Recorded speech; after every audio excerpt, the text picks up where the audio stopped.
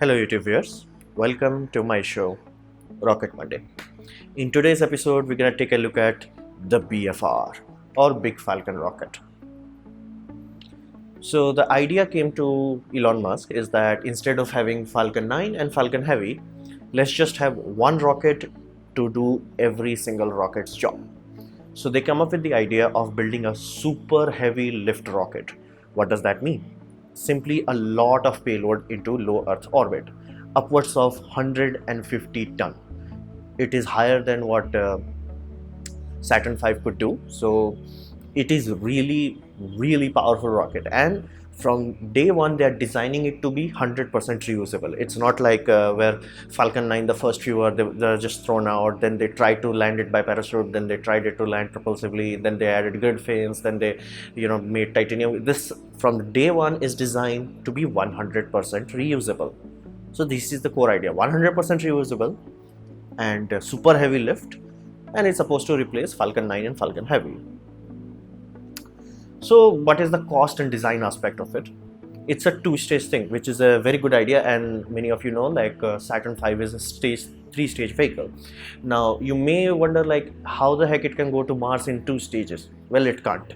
Now that comes is the unique ability, the ace up its sleeve, space refueling, as I'm showing you guys here.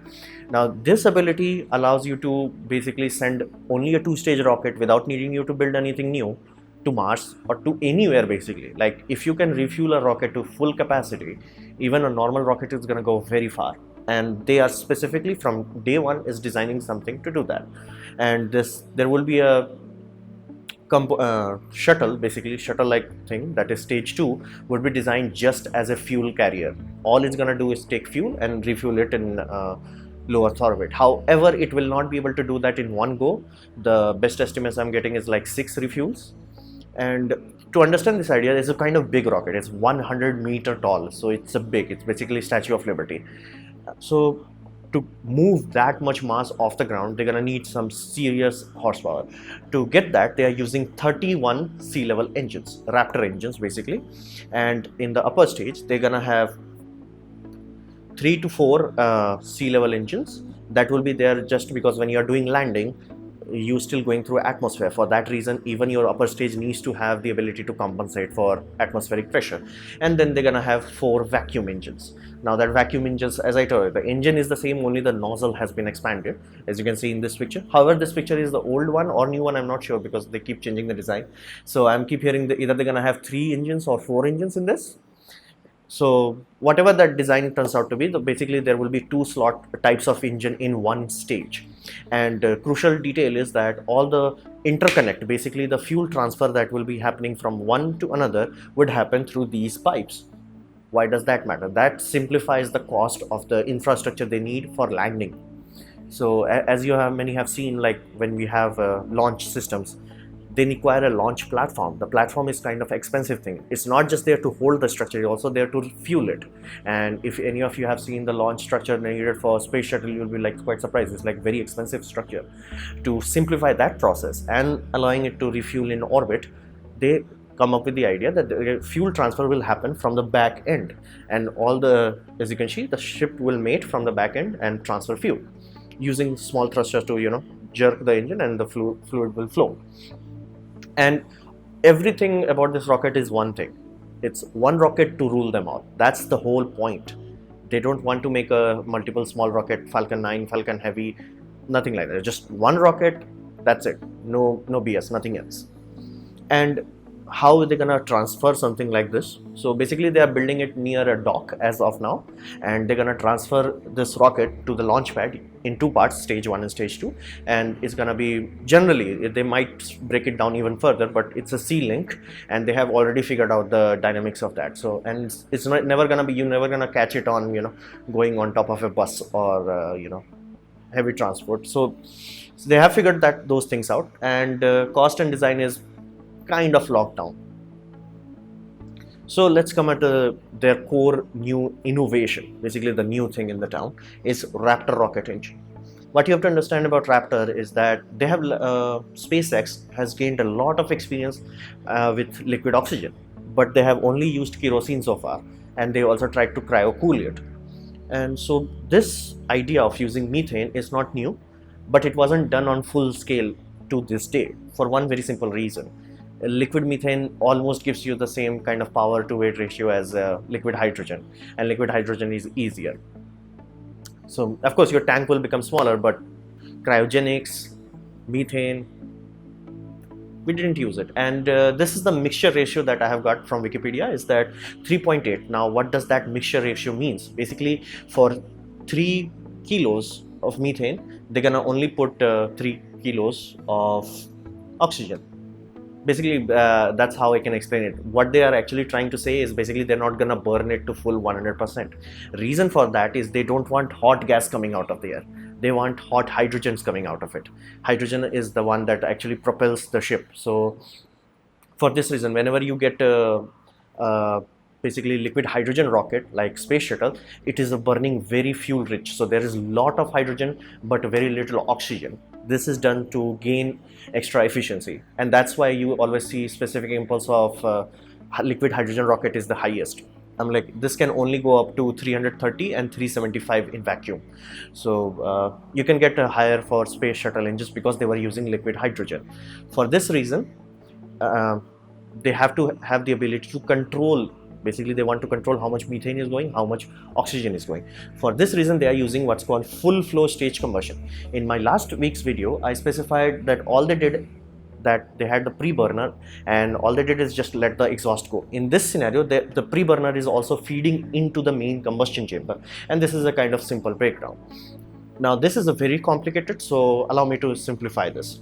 All you have is two pre-burner. One burns at very high oxygen, one burns at very high methane. Why they are doing it? So they don't have to create a seal where, you know, oxygen and methane is getting pressurized by the same turbine. So if you have the same turbine, you have to have very expensive seals, just so, because these are cryogenic things and rubber doesn't work that well at cryogenics. So, you know, if the seep in happens, it's gonna blow up. And this allows them unique control. Basically in flight they can change, like, you know, I think we are facing more drag from atmosphere, so they can, you know, increase the boost by increasing the oxygen, or they're like, okay, now we need to coast, so they're gonna, like, you know, increase the hydrogen content, basically methane content, and it's completely sealed. So you will have only one nozzle. As many of you seen who have Falcon 9, it has a nozzle and then there is another exhaust port that is for the gas generator. In this there won't be such thing. Now there have been engines that have been full flow stage combustion, and stage combustion is nothing new. As I already mentioned in my last videos, is that Russians have already figured out how to do this, but they were doing this with kerosene. They're gonna try to do this with methane. So in summary, it's a new engine, a new design, and I'm pretty sure they're gonna also do the same thing what they did with Merlin engine. Basically they're gonna keep reiterating it until they reach a design freeze point. So let's look at the practicality of this whole thing. This is why you came to this video, and idea is very simple. I really like the idea they are only going for 2-stage and that they are focusing on refueling. Now this is very awesome. This is very simple, and the cost and delay that's going to happen, the overrun of the cost and the fact that it's going to be delayed a few years, that's normal, that's acceptable in space industry. And suffice to say, cost of this rocket won't be that high because they are building it in one place and they have already done the logistics of it, and they have experience to make cheap rockets. So suffice to say, I am hopeful, but Elon Musk prices will not happen. You have to do Elon Musk price into 2, Elon Musk timeline into 2. So however, Mars mission, I did a bit of digging. NASA has no plan for Mars mission, flat out no plan for Mars, like nothing. Like if you look at their roster, all they are planning to do is build a basically ISS in lunar orbit. The reason for that is now we know how people die in zero gravity. Now we need to know how people die in zero gravity plus the radiation that's going to happen there. That's why we can't just transfer International Space Station there. It was not designed to have radiation shielding. So we need to build a completely new structure that can handle that radiation that's going to happen outside of Earth's magnetosphere. So for that reason, they are kind of booked till 2025 or 2030, that all they're gonna do is build that. So suffice to say, I do not see any way. Can they fund it themselves? No, flat out no. I told you, like in last video, they need astronaut, they need research development that will happen on the surface of Mars. They cannot do it. They are a rocket building company. They build good rockets. Other than that, they cannot build astronauts. They are not there yet. They might open their program, but who's gonna pay for it? Elon Musk is rich, but not that rich. So I'm quite skeptical of the Mars mission. They might do a demonstration flight, because it will be a very good investment for them to show the world that we can do this, and in that way they can attract foreign investment. Like, let's say European Space Agency is like, we'll pay for you, or China might simply say, we'll take it, or Russia, or any things like that. So for that reason, there will be 1 or 2 mission, but I think there will be mostly demonstration mission, because NASA currently, as I speak to you, in no way, shape or form is even trying to go to Mars. Their primary focus is to be deep space gateway, which basically is ISS on Moon. So that's the first hurdle I see in this whole grandiose project. Second, they are saying they're gonna make methane from the atmosphere and water found on Mars. I'm like, what? Like, that's the part that bothered me the most. And as you can see, they are showing like a propellant depot here also in Moon. Now, to its credit, it can go to the Moon and come back without needing refueling on the Moon. So awesome. This can't be done on Mars. They need the rocket back from Mars. So for Mars, they have to build the fuel. Now, the idea is not new. It's called in situ utilization. Basically, wherever you are, you're gonna use the material available to you and to create whatever you need.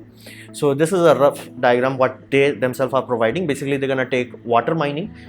At this point, I lost interest because water is not easily available. There is no lakes, or like, you cannot drill to few feet and like, okay, water will come out like how we do boring on Earth. Like, that drilling itself might be very expensive and complicated, and they might not even be guaranteed, because it's a different planet. We do not know where there is liquid water or not. So, and some places where you see ice, that's CO2 ice, that's not water ice. Of course, below that CO2 there is water ice. Again, the drilling problems that was going to come up, nobody has solved it. So flat out saying that we're going to mine water, it's like, you already know how you're going to do that. Let's see.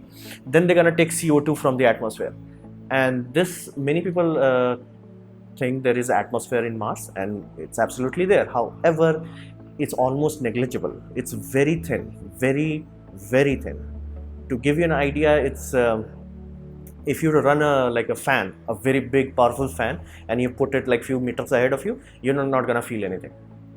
So for that reason, to extract CO2 from atmosphere, you're gonna need a very powerful pump to extract enough of it. You can do it with a small 5-volt pump, but if you need enough, which you're gonna need tons of fuel for this, where are you gonna get that? And then they're gonna combine it and have some processes that they have electrolysis plus saboteur. It's not impossible to do. It's just the amount of energy needed for this project. Other than nuclear reactor, there is nothing that can power this. And to NASA's credit, NASA knows this, that solar panel is flat out useless on Mars, and as you can see in their curiosity, they're flat out using radioisotope generators, and their next manned mission that they have planned for 2050, they will have nuclear reactor, 10 kilowatt to 1 kilowatt small scale nuclear reactor that will power a Stirling engine, and you can look it up, NASA nuclear reactor Stirling engine, so you will get the detail about that. So how are you going to get the power for that? And SpaceX does not have the clearance to send a nuclear reactor. So these are quite few hurdles. Like it may do 1 or 2 missions just to prove the point that they are ready to be sold, but can they have full-fledged human Mars mission? Yeah, that's kind of pushing it. And you're gonna need a very big infrastructure just to unload this rocket. In in Martian movie, they have a ladder going from down here. That's just not gonna happen. So from side, it's quite easy for humans. Like you can have a rope and you slide down on it. However, for big cargo, that's gonna be a bit difficult. So how they're gonna solve that issue is gonna be quite interesting to see. So now we come at the bullshit. It's Elon Musk, so the man is known for letting go of his emotions. He's gonna do Earth to Earth.